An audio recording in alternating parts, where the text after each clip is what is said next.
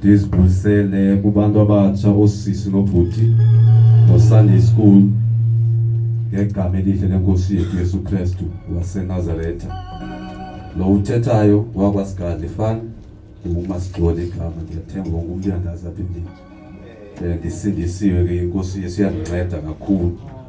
Haleluya. Wonke umuntu uyazi lapha endlini banoko ndinomama ekhaya nabantwana abathathu uNkulunkulu wandisikelela ngapha. Haleluya. Andizukwenza umsebenzi omkhulu kule ndawo ndikuyo uzokhokhelisa nje enzeba utata ozayo enze noko sekukho into eseyibekiwe. Haleluya.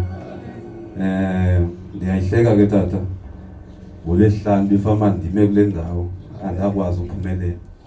Haleluya. Kwanyanzeleka ke ngokuba ndiyichaze into ireason uba kutheni ndingezange biyimfihlo ke yabe inkomo zayithetha mhlawumbe kanti izoyingqina exesheni. Haleluya.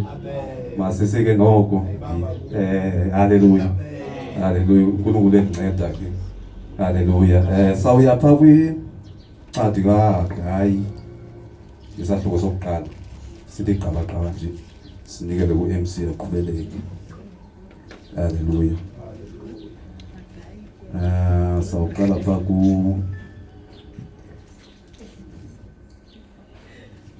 Hagayi chapter 1 verse 2.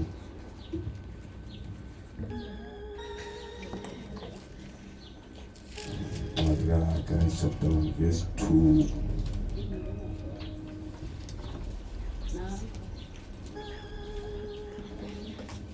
Haleluya. Mhlaka verse 1 kunesihloko umyalelo wokwakhiwa kwendlu kaThixo. Verse 2 undikhoyo onamandla onke uthi aba bantu bathi eli alikabilo xesha lokuyakha indlu kaNdikhoyo.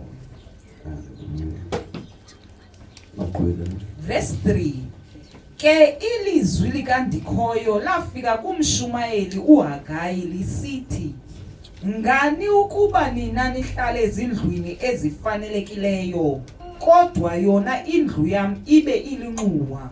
Haleluya. Apha siva ilizwi likaYehova libhekiswa kuHagayi.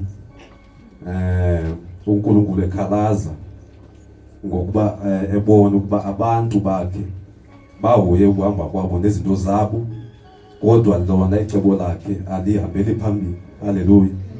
Siva isikhalazo apho sikaNkulunkulu athi xa ejonga emhlabeni abone ukuthi abantu abawenzi umyalelo wakhe nezinto befanele bayazenza. Haleluya.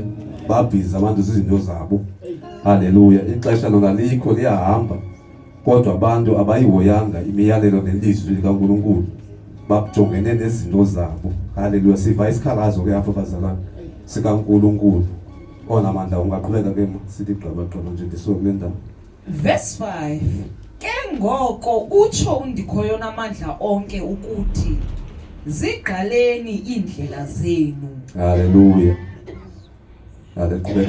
Nihlwayela kakhulu kodwa nivune kancinane. Haleluya. Ewe niyadla kodwa ningahluthi. Haleluya. Niyasela kodwa ninganeli.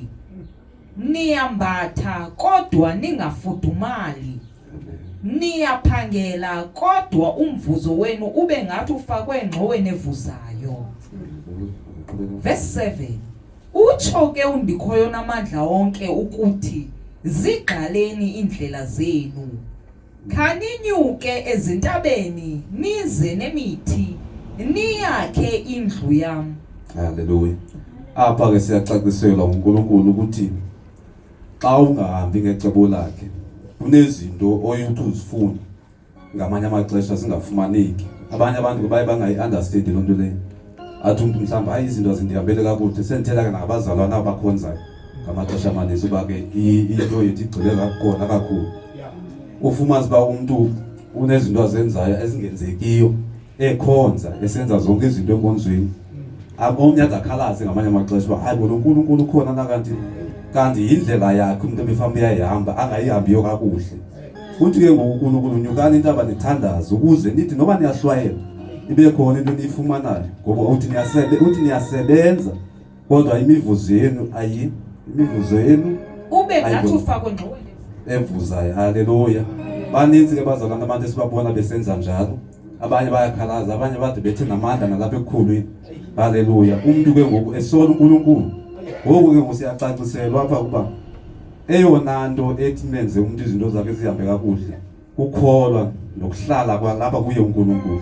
Hale njengoba sisiva apha phezulu apho besiqale khona ekhalaza uNkulunkulu esithi abantu bathi eli ayikabililo ixesha lokuyakha indlu yami. Haleluya. So baninzi abantu abanjalo. Haleluya. Bazalwana xa nizoliqaba nje nesuku abathi behamba velikhulwini kanti umuntu usesehlabathini ngamanye amaxesha. Haleluya. Unezinto zakhe azenzayo. uNkulunkulu azawuthi ke ngoxa efuna, haleluya, uncedo uNkulunkulu abe nezikhalazo xa uNkulunkulu engamncedi, kanti umqobo ngulo walanto yakhe ayenzayo isecaleni embangelayo uba uNkulunkulu angakwazi ukumnceda. So ke bazalwane ngase xa sizawuqala isevisi namhlanje noba umuntu ubuyele endlini, haleluya, alungise indlela zakhe. Haleluya. Siyalungiswa ke ngelilizwi lincinana kangaka apha ekuseni nje xa ndizawusuka kule ndawo, umuntu alungise indlela yakhe noba uyahamba, ngoba into endiye ndiyifumanise njengoba sidibene silapha nje enkonzweni, kodwa eyona nkonzo iye ibaluleke emntwini le nkonzo ayenza engekho apha endlini. Haleluya. Xa usuka kule ndawo uphuma apha, mandithi ke ngosizawudibana ngecawe futhi eyona nkonzo umuntu ayenzayo le angekhoyo apha. Haleluya. Kulapho ke ngoku umuntu adilishana khona ngqo noNkulunkulu wakhe. Haleluya. Ihambo yakhe ke ibona nguye noNkulunkulu yakhe, asiyazi thina xa sidibene yakhe. Haleluya. Siyalonyukiswa ke bazalwane uba siphuma apha sizawuqala le veki nje umuntu noko azama ulungisa indlela zakhe. Haleluya. Ngoba siyathenjiswa apha ukuba xa indlela zakho zithe ngqo kuNkulunkulu, haleluya, ayikho into yokuthi uyifuna ube ungabi nakwazi ukuyifumana. Haleluya. Ndizawusuka ke bazalwane ndizoligqabagqaba nje elo lizwi linjalo egameni leNkosi yethu Yesu Kristu waseNazaretha. Amen.